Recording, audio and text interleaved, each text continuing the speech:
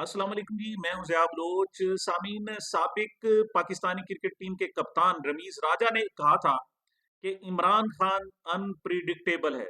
उसे तुम हजार मर्तबा आजमाओगे, ये आपको हजार मर्तबा गलत साबित करेगा।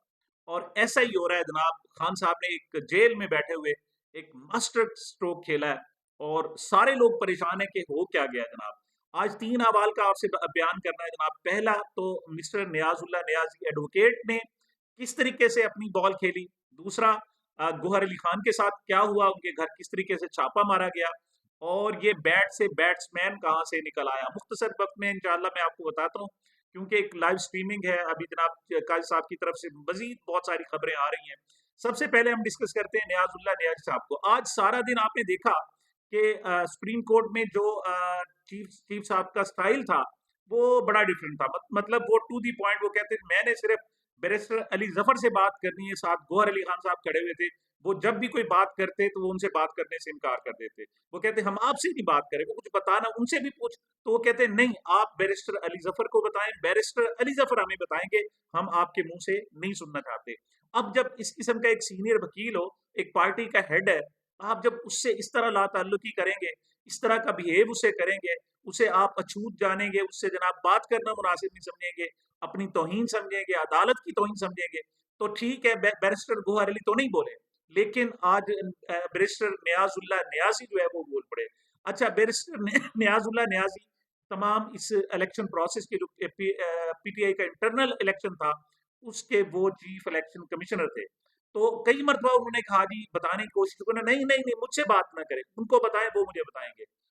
बहरहाल वो इसी तरीके से सेनेटर अली जफर को बुलाते रहे। एक मौके पर जब बात बढ़ी, उन्होंने कुछ बताने की कोशिश की, तो इस मरतबा फिर चीफ साहब का वही हेडमास्टर वाला, डंडे वाला और एसएचओ वाला जनाब स्टाइल था। सीधी सी बात है। और चीफ जस्टिस काजी फाइज साहब ने उनको रोक दिया।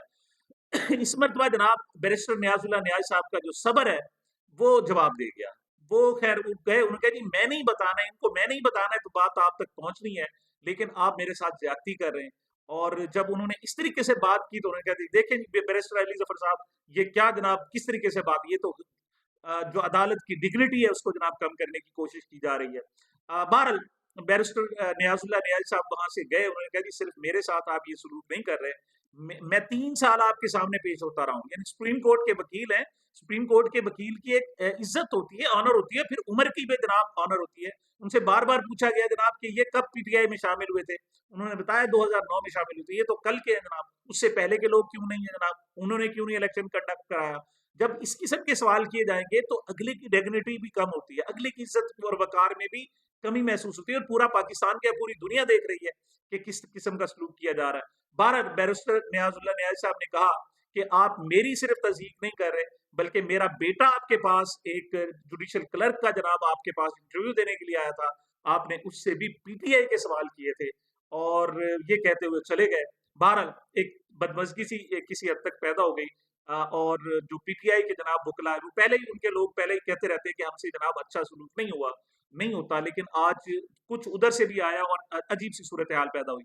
खैर इसको अभी देखा ही जा रहा था, इस पर चीफ जस्टिस साहब ने ये समझा कि वक्फा कर दिया जाए, और फिर उन्होंने आधे घंटे के लिए वक्फा कर दिया। ये पहला जनाब एक बड़ा वाकया था। दूसरा जो बड़ा वाकया था वो है जनाब बैरिस्टर गोहर अली खान साहब के घर छापा। अब बैरिस्टर गोहर अली खान साहब एक पार्टी के सरबराह हैं, देखें, और वो सबसे बड़ी पार्टी, आपको पसंद है या नहीं है, लेकिन आपको थोड़ी सी उसे स्पेस, थोड़ी सी प्लेस कम से कम आपको देनी पड़ती है। भारत वो फिर भी बड़ी लजाजत से और बड़ी जनाब आराम से वो बार बार रिक्वेस्ट के अंदाज में बात करते रहे। एक मौका ऐसा आया कि उन्होंने कहा जनाब बैरिस्टर अली जफर साहब को कि जी मेरे घर छापा मारा है, मेरी फैमिली पर तशद्दुद की है और मेरे डॉक्यूमेंट्स वगैरह ले गए और बुरा सलूक किया। 4 डालों में जनाब लोग आए हैं। इस पर जनाब उन्होंने फिर इस मरतबा डायरेक्ट नहीं कहा चीफ साहब से, बल्कि उनसे बैरिस्टर अली जफर ने कहा जी कि ये बता रहे हैं कि इनकी फैमिली पर तशद्दुद हुआ है। फिर उन्होंने इजाफा किया, उन्होंने कि 4 डाले थे और वो आए नकाब पोश और वो हमारे पर तशद्दुद करके गए, मेरा बेटा मेरा भतीजे को मारा है और मैं जनाब घर जाना चाहता हूँ। ये वो वक्त था कि जब चीफ जस्टिस साहब के पास कुछ नहीं था कि एक शख्स, एक पार्टी का चेयरमैन है, वो आपकी अदालत में खड़ा हुआ है और उसके घर में उनके बैग पे ये सलूक उसके साथ किया जा रहा है। हालांकि ये सलूक मुसलसल पीटीआई के साथ हो रहा है, लेकिन चीफ साहब इसको मानने के लिए तैयार नहीं थे। वो कहते थे नहीं जी, ऐसा तो होता रहता है, कोई सारी दुनिया आपकी दुश्मन थोड़ी है, आपके साथ बुरा सलूक नहीं हो रहा, कुछ भी नहीं हो रहा है तो शिकायत करें, ये करें वो करें।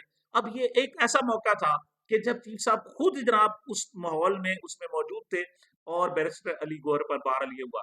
ऐसे में जनाब चीफ जस्टिस साहब ने फौरन डिप्टी अटॉर्नी जनरल से कहा, बैरिस्टर गौहर चले गए घर। और जब पुलिस को डिप्टी अटॉर्नी जनरल से जब पूछा गया, उन्होंने कहा कि मैंने आईजी से बात की है, मैंने फलां से, चीफ सेक्रेटरी से, फलां से बात की है, और मैं अगर अभी बताता हूँ ना। पहले पहल तो जनाब पुलिस ने वैसे ही इसका इनकार कर दिया, उन्होंने कहा जी कि कोई ऐसा वाकया हुआ ही नहीं है, जो पुलिस गई नहीं है। लेकिन फिर जनाब पता चला कि वहां तो सारी सीसीटीवी फुटेजेस है, वहां गाड़ियां आई हैं, लोग अंदर घुसे हैं, चार डालों के अंदर थे, और उन्होंने जनाब जाकर तोड़ फोड़ की है। लिहाजा टेक्निकली जनाब इसको डिनाइल कर देना कि जनाब पुलिस वहां गई नहीं है और लोग वहां गए ही नहीं है, तो ये अभी बांडा फूट जाएगा और इनको फिर नदामत होगी। ऐसे में जनाब फिर आईजी का बयान आया, उन्होंने कहा जी कि वो गलत फहमी हो गई जी, इस्लामाबाद पुलिस को गलत फहमी हो गई, असल दर हकीकत हम इश्तिहारियों को गिरफ्तार करने की मुहिम थी, तो हम वहां पहुंचे, लेकिन जब पुलिस को पता चला कि ये बैरिस्टर गौहर अली खान साहब का घर है, तो हम तो वापस आ गए। हम ना किसी को मारा पीटा, ना हमने कंप्यूटर तोड़ा, ना हमसे दस्तावेजात ले आए, कुछ भी नहीं ले आए। लेकिन फिर बैरिस्टर जफर अली गौहर ने जाकर बकायदा अपने घर की वीडियो और उनके बच्चे का जो गुरेमान फटा हुआ था, उनके भतीजे को जो मारा गया था, और फिर बच्चे ने कहा जी मेरी माँ को भी जो है ना मारा है। ये बड़ा तकलीफ दे था कि बैरिस्टर गौहर अली खान की जनाब जो अहलिया हैं, उनको भी मारा पीटा गया, खवातीन के साथ भी ये सलूक किया गया। तो इस पर जनाब डिप्टी अटॉर्नी जनरल जब आए, तो एक ये नया क्रिएट हो गया। अच्छा, इस पर भी अब बड़ी सियासत की जा रही है, ये कहा जा रहा है जनाब कि ये ब्रेकिंग न्यूज लेने के लिए ऐसा किया गया। तो क्या बैरिस्टर अली गौहर ने पुलिस से कहा था, एजेंसियों से कहा था कि आप चार डाले भरो और मेरे घर जाओ, मुझ पर हमला करो, ताकि मैं ब्रेकिंग न्यूज मेरे पास आए और चीफ साहब को भी पता चले? इसका मतलब है कि बैरिस्टर अली गौहर एजेंसियों से मिलकर चीफ साहब और सुप्रीम कोर्ट के खिलाफ काम कर रहे हैं, मतलब ब्रेकिंग न्यूज। और दूसरी तरफ हमारी जो पुलिस है, वो सुप्रीम कोर्ट को भी बदनाम कर रही है। चीफ साहब खुद कह रहे हैं कि हमारी अदालत की डिग्निटी को कम करने के लिए सब कुछ किया जा रहा है। तो किसने किया, क्यों किया, सवाल तो ये पैदा होता है। और मैं समझता हूँ कि आज ये लम्हा बहुत ही अहम था। चीफ साहब को खुद नहीं अंदाजा हो रहा था कि जनाब पूरे मुल्क में पीटीआई के लोगों के साथ क्या हो रहा है। लेकिन आज चाहे आप पुलिस की गलती समझे, पुलिस का मंसूबा समझे, कुछ भी समझे, आज ऐसे मौके पर कि जब barrister Gohar Ali Khan chief justice के सामने खड़े हुए, क्या जरूरत थी एजेंसियों को जनाब उनके पीछे भेजने की और वहां जाके छापे मारने की? अच्छा, और भी इसको जनाब किस तरीके से कवर अप किस तरह दिया, ये बड़ा बड़ा तरीकाकार होता है। फिर दो खबरें और आई जनाब कि जी गौहर अयूब के घर में भी जनाब तो जो उमर अयूब के घर में भी छापा मारा है। ये फेक न्यूज चलाई गई और फिर थोड़ी देर बाद उसकी तरदीद आई, और फिर जनाब सारा जो फोकस था वो आईजी साहब का, वो और इंतजामिया का और अटॉर्नी जनरल का, डिप्टी अटॉर्नी जनरल का, वो ये था कि उमर अयूब के घर भी कोई छापा नहीं मारा गया। उसकी कौन बात कर रहा है? बात तो हो रही है बैरिस्टर गौहर अली खान की, जो इस वक्त आपकी अदालत में खड़े हुए हैं, उनके साथ ऐसा हो रहा है। तो बहरहाल रात गए तक, शाम तक जनाब वो कहते हैं ना, वो सारा प्रोग्राम तो फिर बढ़ गया। और फिर आईजी से मुलाकात की चीफ जस्टिस साहब ने, और अटॉर्नी जनरल आए, उन्होंने कहा ये क्यों हुआ। बहरहाल आगे भी काजी फायजी साहब मेरा ख्याल में उसकी एक्शन लेंगे, और अब उम्मीद की जा सकती है कि अब उन्हें थोड़ा सा खुद भी एहसास हुआ होगा, जो वीडियो देखने के लिए वो तैयार नहीं है, लोगों की बात सुनने के लिए तैयार नहीं है।